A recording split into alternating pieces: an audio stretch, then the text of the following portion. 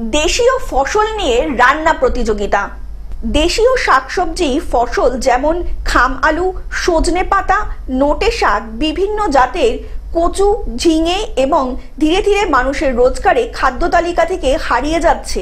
তো আমাদের এখানে ছিল অব্যবহৃত যে ফসলগুলো আছে সেইগুলো দিয়ে আজকে আমাদের রান্না ছিল। যেমন সজনে পাতার বড়া ছিল, নোটে শাকের পকোড়া ছিল, খামালুর কাটলেট ছিল, খামালুর তরকারি ছিল।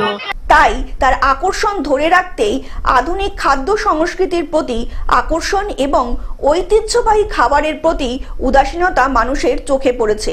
আর এই উদাসীনতা দূর করতেই বসিরহাট হিঙ্গলগঞ্জের ব্লকের ৯ নম্বর স্যান্ডেলের বিলহাটে সম্প্রতি এক ব্যক্তিক্রমিক এবং প্রশাসনীয় উদ্যোগ হিসাবে আয়োজিত হলো এক বিশেষ রান্নার প্রতিযোগিতায়। যুক্ত ছিল, স্বাদও ছিল ভালো এবং যে উপকরণগুলো দেওয়া হয়েছিল সেই উপকরণগুলোকেও এটা যথার্থভাবে ইউজ করেছে। সো এই খুব ভালো লেগেছে অনুষ্ঠানটাতে এসে। এই প্রতিযোগিতার উদ্দেশ্য ছিল দেশের অবহেলিত অথচ পুষ্টি গুণে সমৃদ্ধ দেশি ও ফসলগুলোকে নতুন করে সমাজের সামনে তুলে ধরা। প্রতিযোগিতায় অংশগ্রহণকারী প্রত্যেকটি পদ পরিবেশনের সময় তার পুষ্টিগুণ, ঐতিহাসিক গুরুত্ব এবং রান্নার প্রণালী ব্যাখ্যা করেন, যা দর্শকদের কাছে এক শিক্ষণীয় অভিজ্ঞতা হয়ে ওঠে।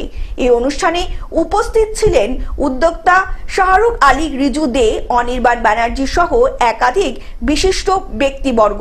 সেই সমস্ত জিনিস নিয়ে ওনারা কাজ করছেন, ডিআর সিএসসি নামক যে সমস্ত ওনারা কাজ করছেন, এবং এই উদ্যোগ আমি তো খুবই সাধুবাদ জানাচ্ছি এবং এটা সাথে থাকতে পেরে, এটা একটা পার্ট হতে পেরে আমি খুব ভাগ্যবান মনে করছি। বসিরহাট থেকে শ্যাম বিশ্বাসের রিপোর্ট, গ্লোব নিউজ। এখন থেকে গ্লোব টিভি দেখুন আপনার স্মার্টফোনেও। গুগল প্লে স্টোর অথবা অ্যাপল স্টোর থেকে ডাউনলোড করুন গ্লোব টিভি লাইভ অ্যাপ। এছাড়া জিও টিভি অ্যাপ থেকে দেখুন গ্লোব টিভি লাইভ।